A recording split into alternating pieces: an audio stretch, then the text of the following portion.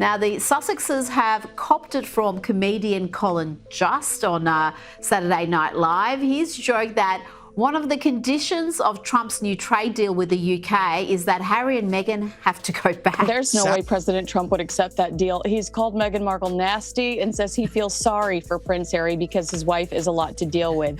Trump says he hates the way that Harry dealt with the lake. It started with a smirk and ended with a cultural earthquake. Colin Jost, the usually composed and satirical co-anchor of Saturday Night Live's Weekend Update, didn't just land a few comedic punches on Meghan Markle, he metaphorically burned the entire palace down. And the internet, Hollywood, and even the royals felt the heat. Before we dive into this jaw-dropping takedown, make sure to hit that subscribe button. We bring you the truth behind the headlines, the stories they don't want you to hear, and the takedowns that change everything. Stay locked in. Jost has never been known to pull punches, but what happened on that stage was something different. This wasn't your average royal joke. This was a strategic dismantling of Meghan Markle's public image, and it was done with a grin. What began as a cheeky jab, Meghan says she wants privacy, right after signing another Netflix deal, exploded into one of the most devastating segments in SNL history. He didn't just mock her, he exposed her and the public. They didn't flinch, they roared. By the time Jost got to the line that shattered the room, calling Meghan a PR princess, a wannabe Diana with Wi-Fi, it wasn't just comedy, it was catharsis. Laughter echoed, not because the joke was mean, but because it was true. It reflected a frustration that had been brewing for years, quietly whispered in comment sections and group chats that Meghan's image was no longer inspiring. It was exhausting.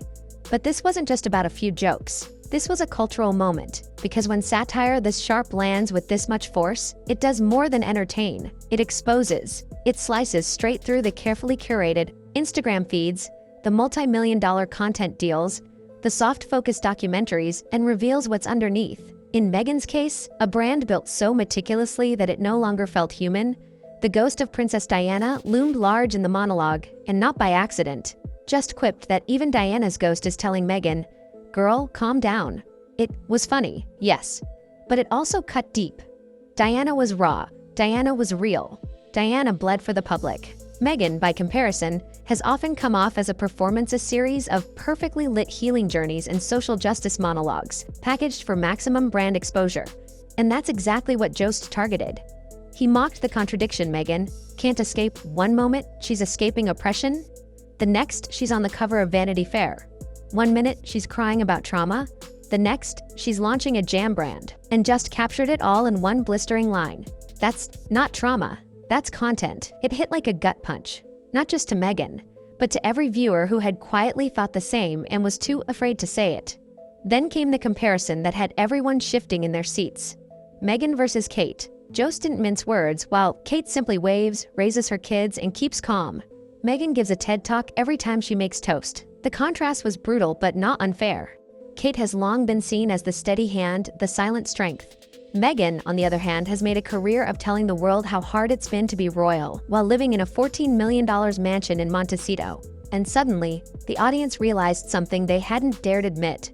Maybe they're just tired of it in Hollywood. That's a brand crisis. Insiders from Netflix and Spotify were reportedly watching the segment closely. Some were rattled, others saw the writing on the wall. A streaming consultant summed it up with 2 words: Meghan Fatigue. Executives are starting to worry that her constant reinvention, her obsession with controlling every narrative, might be turning people off. And when even the audience starts laughing at you instead of with you, the magic's gone. But perhaps the most damning reaction wasn't from media outlets or execs, it was the silence. The progressive influencers who once defended Meghan at every turn, quiet. The lifestyle columnists who wrote glowing op-eds in her honor, silent. Even Meghan's usual PR-friendly publications barely touched the story. One prominent feminist journalist posted just 3 words after the segment aired. He wasn't wrong. And that might be the most dangerous outcome of all. Because backlash is manageable. Indifference, that's fatal for a public figure built on attention. If nobody cares enough to defend you, the media wall that once protected you begins to crumble. Meghan reportedly didn't take it well. Sources say she felt blindsided, humiliated, and disgusted. Her team called the skit mean-spirited and misogynistic. But critics say that's missing the point entirely. This wasn't an attack on her womanhood. It was a reflection of her public contradictions, and her reaction. It only reinforced the very image just mocked. someone unable to laugh at herself, someone so fixated on controlling the narrative that she's forgotten how to be real. Even the royals weren't surprised. A former palace aide reportedly told UK tabloids it was only a matter of time before someone said out loud what the firm has always known. Another insider was even more blunt. She keeps trying to be Diana but ends up closer to a reality show contestant. Ouch. Queen Elizabeth, according to biographer Hugo Vickers, used to make sure someone was always with her during meetings. With Harry and Meghan, why? Because she feared hidden recordings or manipulation. That kind of trust deficit doesn't happen overnight. It happens when performance becomes more important than principle. And now, even comedy has caught up. The public permission slip has been signed. Jost gave American the World a green light to say what they'd been thinking all along. That the Meghan Markle brand isn't about authenticity, it's about curation. That her story isn't a fairy tale. It's a production and the world. It's done buying tickets. What makes Colin Jost's takedown so devastating isn't just the jokes, it's the precision. Each line wasn't a throwaway gag. It was a scalpel, laugh, another truth. That's what made this different from your typical late-night ribbing. This wasn't some half-baked monologue, it was a public unmasking, and Meghan's curated empire is starting to feel like a crumbling castle. The timing couldn't be worse. Meghan had recently tried to reignite her public image with a flurry of new projects, Netflix shows, product launches, lifestyle brands, and yes, even a jam line. But instead of relaunching her as an icon, they backfired. The oversaturation became impossible to ignore. Meghan went from being an underdog royal to the main character of every media cycle. Every month, without rest. You can only sell your story so many times before the audience stops buying Jost's impersonation of Meghan, whispering to herself, "In the mirror, you are enough." Now pan, the camera was hauntingly accurate. It didn't just parody her tone.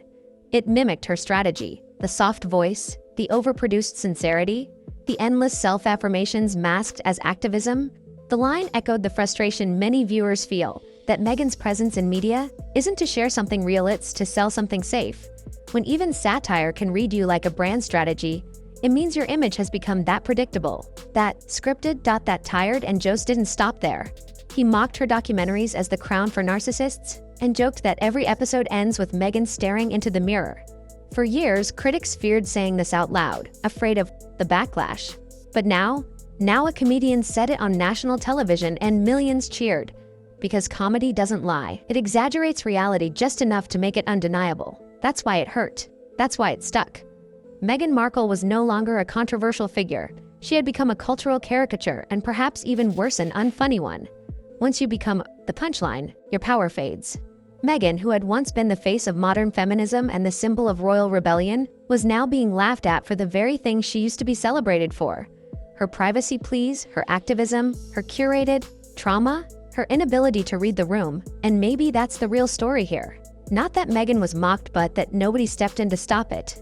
Not Hollywood, not the royal family, not even the media outlets that once praised her every move, because they all feel it. The fatigue, the disconnect, the emotional exhaustion of watching someone repackage pain for profit again and again and again, and no amount of designer wardrobe or Jost reminded everyone of what's at stake with his Trump trade deal joke.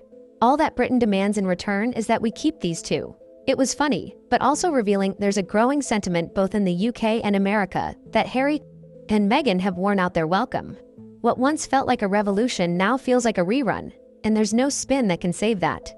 Even diehard fans started using hashtags like #FakeDiana and #PRPrincess. Memes exploded across social media, replacing Meghan's humanitarian glow with captions like "main character energy and content overload." And just like that, the conversation shifted. Meghan wasn't being attacked, she was being seen, unmasked, undressed by comedy. That's the power of a cultural mic drop. Colin Jost didn't deliver jokes. He delivered consequences, and if Hollywood's watching, they'll think twice before greenlighting another Meghan-centric project. If viewers are watching, they'll finally understand the dissonance.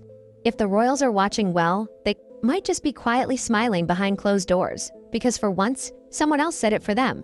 And now Meghan's narrative is no longer in her hands. Not just a former duchess, she's a cautionary tale. A living case study of what happens when branding replaces authenticity. In just under 10 minutes, Colin Jost cracked the surface, and the flood poured out. The illusion broke. The palace doors slammed shut behind her a long time ago. But what Meghan didn't realize is that the world was closing its door too. Not with cruelty, but with clarity. They see her now, not as a villain, not as a hero, but as a woman who mistook the camera for the cause. That's not royalty. That's reality TV. And the worst part? The episode's already aired. Make sure you're subscribed for more stories like this, raw, bold, and unfiltered. We break the noise and bring the truth. Because in a world of PR masks, we show the real face. And this time, it was laughing.